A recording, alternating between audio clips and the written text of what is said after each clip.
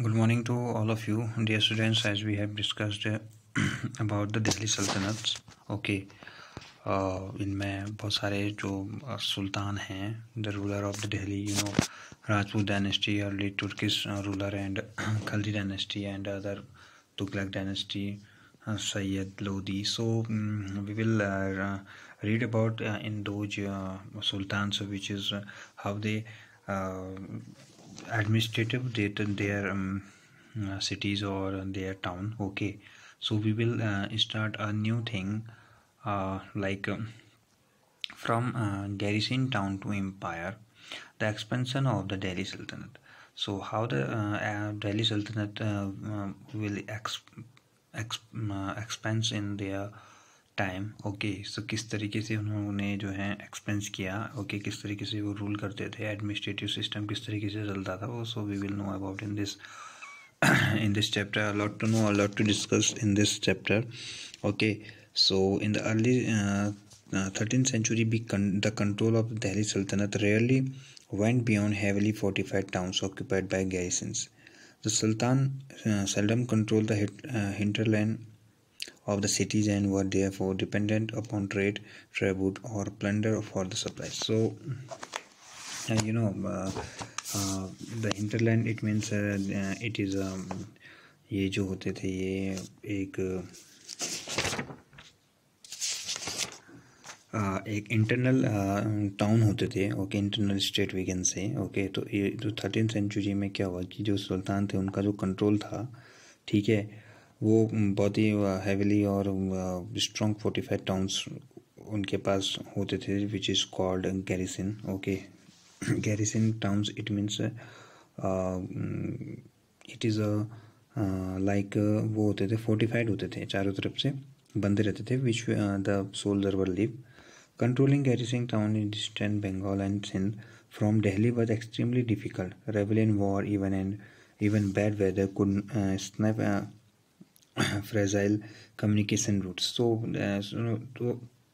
there is a problem that how could they control the garrison town in this time Bengal and Sindh and Delhi also, because उनका क्या होता था कि जो उनका दिल्ली बंगाल वो भी ऑक्यूपाई करे रहते थे. तो how could they control these cities? So because of there is bad weather conditions पे क्या होता था कि कम्युनिकेशन नहीं होता था, फ्रेजाइल हो जाता communication routes. Okay, so Delhi authority was also challenged by Mongol invasions from Afghanistan and by governor who rebelled at any sign of the Sultan's weakness.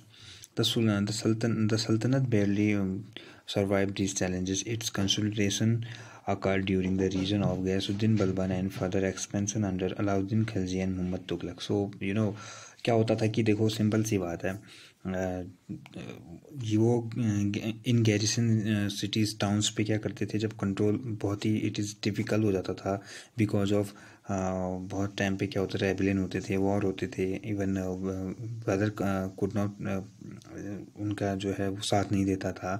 तो धीरे धीरे क्या होने लगा कि कभी कभी जो अफ़गानिस्तान और अदर जो मंगोल गवर्नर होते थे वो देवर रेबल्ड एट देयर टाइम, ठीक है, तो वो रेबल्ड कर देते थे उस समय में. एंड जो उन्हें पता लगता था कि सुल्तान जो है वीक है, ठीक है, तो वो क्या करते थे, रेबल कर देते थे. तो it's consolidation occur during the region Ghiyasuddin Balban.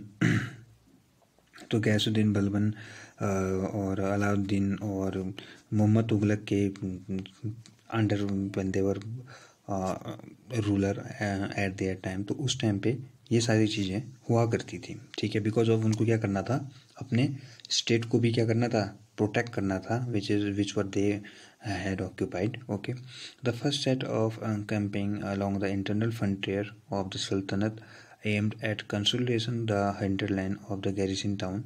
During this campaign, forests were cleared in Ganga Yamuna Doab, and hunter-gatherers and pastoralists expelled from their habitats. So what they had doing that internal जो frontiers थे, they were उन्होंने aim किया, consolidation किया, उन्हें towns को क्या किया कि उन्हें गंगा यमुना के द्वार पर क्या किया, जो फॉरेस्ट थे उनको क्लियर किया, एंड दे वुड बी जो कैदर्स, पेट्रोलिस्ट एंड जो अदर हैबिटेट थे उनका जो हैबिटेट है उनको वहाँ से दूसरी जगह क्या किया, दूसरी जगह उनको क्या किया, वहाँ से भगाया, and these lands were given to peasants and agriculture were increased. तो एग्रीकल्चर को क्या किया, उन्हें बढ़ावा दिया, बिकॉज ऑफ देखो it is a need to it is dispensable also because of agriculture की भी उनको ज़रूरत थी, तो they had expense their territory और their state. New fortress garrison towns were established to protect their routes and to promote regional trade. So उन्होंने regional trade को भी क्या किया, promote किया.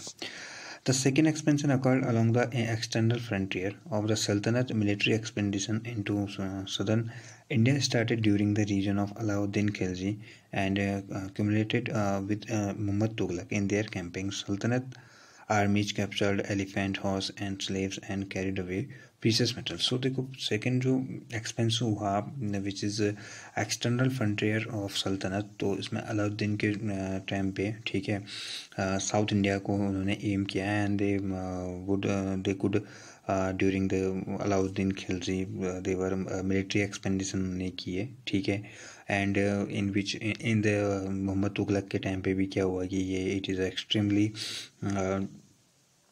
accumulated at their time, and in expedition से उनको क्या मिलते थे, हॉर्सेस मिलते थे, उनको क्या मिलते थे, एलिफेंट्स मिलते थे, स्लेव्स उन लोगों को मिलते थे, एंड वेरी प्रीशियस मेटल उनको क्या है मिलती थी, तो दे would be capture in this those all items which is use eight there state और टेरिटरी, ओके, तो वो यूज कर सकते थे, दे कुड.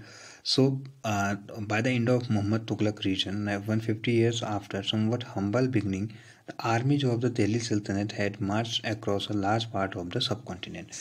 तो धीरे धीरे क्या हुआ कि जो दिल्ली सल्तनत है वहाँ पर जो उनकी जो उनकी जो सेना है, ठीक है, फर्स्ट टाइम पे क्या हुआ, starting it was very weak, but 150 years में मोहम्मद तुगलक का जो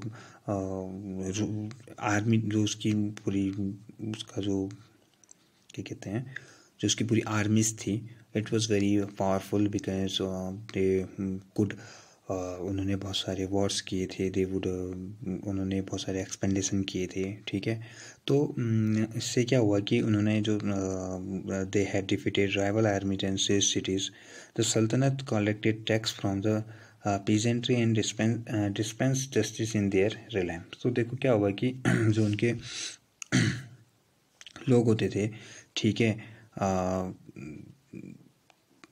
peasantry and dispense justice in their realm, जो उनके सूबेदार होते थे, which we call सूबेदार, ठीक है, seized सूबेदार, तो वो लोग क्या करते थे, टैक्स कलेक्ट करते थे, and sometimes they would give up decision of for justice of realm, okay. तो बिकॉज ऑफ देखो किंग है तो उसको क्या है, एम्पायर है तो उसको क्या है कि उनको उसको लोगों की भी ज़रूरत है अपने, जो उस क्षेत्र को उस एरिया को क्या कर सके, रूल कर सके. सो वो लोग क्या करते थे, सेस को क्या करते थे, they could authorise that to be collected tax and justice dispense justice in its realm. So after देखो धीरे धीरे क्या होने लगा, देखो अब इनके पास क्या है कि इन्हें एक्सपेंड किया है, इन्होंने बहुत सारे वॉर्स लड़े हुए हैं, ठीक है, तो देखो you can see in this picture that ऊंच ये है Delhi, okay, Delhi it is Baran, Barwal, Sonam, तो ये सारे एरियाज क्या हैं उस टाइम पे धीरे धीरे उन्होंने क्या किया, ऑक्यूपाई करने स्टार्ट कर लिए थे, ठीक है. सो आफ्टर हाँ अच्छा A closer look administration and consolidation under the Khalji and Tughlaqs. तो उनके एक क्लोजर लुक हम एडमिनिस्ट्रेशन देखेंगे किसका, खलजी और तुगलक का. So there is a consolidation of a kingdom as vast as the Delhi sultanate needed reliable governors and administrator. So देखो उनको क्या थी, एक अच्छे और it is a good governors की लोगों की और एडमिनिस्ट्रेशन जो देख सके उन लोगों की they have need, okay, rulers को. So rather than appointing a aristocrat and a landed chieftain as governor, the early Delhi Sultanate, especially Iltutmis, favored their special slave purchase for military service. So देखो वो लोग क्या करते थे कि एक special says और गवर्नर्स को रखने के बजाय वो क्या करते थे, they would join to अपने स्पेशल स्लेव्स को वो फेवर में रहते थे, and which is they had purchased for military service called बंदगा. उन्हें क्या कहते थे, बंदगा कहते थे. वो क्या होते थे, उनके slaves होते थे, okay. So they were carefully trained to man some of the most important political office in the kingdom. So they were very trained person which they control over and administrative क्या करते थे, वो संभालते थे. So देखो the Khalji and Tughlaq continue to use बंदगान and also raised people of humble birth who were often their clients to high political positions. They were appointed as general and governors. However, they also introduce an element of political instability. So देखो जो खलजी है, तुगलक है, उन्होंने क्या किया, they were continue their bandagan and also raise people to humble birth. तो उन्होंने क्या किया, उनको they would be known as clients. उन्हें क्या कहते थे, आश्रित कहते थे, because of they were under the emperor, okay. तो वो उनको एक ऊंचे पोस्ट पे क्या किया, उन्होंने पहुंचाया गया.